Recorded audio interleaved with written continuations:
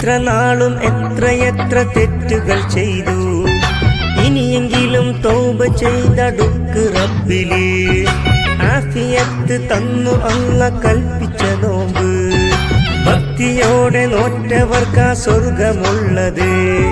നോമ്പ് നമുക്കേറെ ഗുണമേന്മയുള്ളതാ, ലൈലത്തുൽ ഖദ്ർ എന്ന രാവ് ഭാഗ്യമുള്ളതാ. പുണ്യ റമളാനിലെ സമ്മാനമായിതാ നൽകിടുന്നു ഈ ഗാനം അസ്ലു ഷാഫിയും. റഹ്മത്തിന്റെ മാസം നല്ല പുണ്യ റമളാൻ, വീണ്ടും ഇതാ വന്നു നല്ല ശഹ്റു റമളാൻ. ഉണർന്നിടുന്ന പാരിലാകെ മുത്ത് മുസൽമാൻ, ഇബാദത്താൽ നിറയും